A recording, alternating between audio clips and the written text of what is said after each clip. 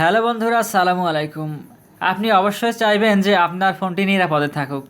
আপনার ফোনে কোনো ধরনের ভাইরাস আছে কিনা অবশ্যই আপনার জানা দরকার।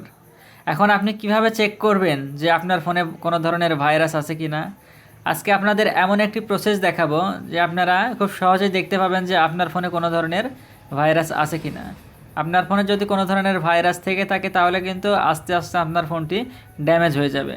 তার আগে বলে নিই যে এই চ্যানেলটি যারা সাবস্ক্রাইব করেননি এখনও, তারা অবশ্যই চ্যানেলটি সাবস্ক্রাইব করে দিবেন এবং যারা সাবস্ক্রাইব করেছেন তাদেরকে অসংখ্য ধন্যবাদ। তাহলে স্ক্রিনটি লক্ষ্য করুন। প্রথমে আমাদের চলে যেতে হবে হচ্ছে গুগল প্লে স্টোরে। তো আমরা এখন চলে যাব হচ্ছে গুগল প্লে স্টোরে। গুগল প্লে স্টোরের উপর ক্লিক করলাম। গুগল প্লে স্টোরে এসে উপরে দেখতে পাচ্ছেন যে এই প্লে স্টোরের উপরে দেখতে পাচ্ছেন লোগো। এই লোগোর উপর একটা ক্লিক করতে হবে। এই লোগোর উপর একটা ক্লিক করলাম। লোগোর উপর ক্লিক করার পর একটু নিচের দিকে দেখবেন যে প্লে প্রোটেক্ট, প্লে প্রোটেক্ট নামক যে অপশন রয়েছে এই অপশনের উপর জাস্ট একটা ক্লিক করে দিতে হবে। তো আমি এখন এই প্লে প্রোটেক্ট অপশনের উপর একটা ক্লিক করে দিলাম। নেট সমস্যার জন্য কিছুটা লোডিং নিচ্ছে। আপনাদের সামনে এরকম একটা ইন্টারফেস চলে আসবে। দেখতে পাচ্ছেন উপরে লেখা আছে no harmful apps found.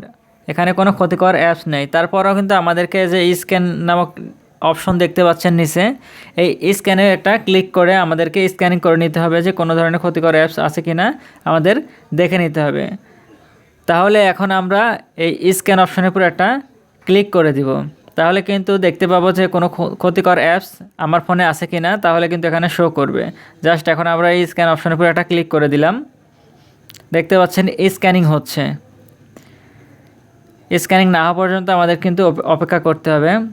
Scanning হওয়ার পর কিন্তু আমরা দেখতে পাবো কোনো ক্ষতিকর অ্যাপস যদি থেকে থাকে। এই যে দেখতে পাচ্ছেন স্ক্যানিং হয়ে গেছে, নো হার্মফুল অ্যাপস ফাউন্ড।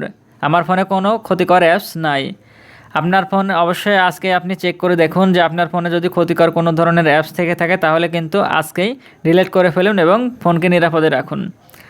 তো ভিডিওটি যদি ভালো লেগে থাকে অবশ্যই একটি লাইক দিয়ে দিবেন।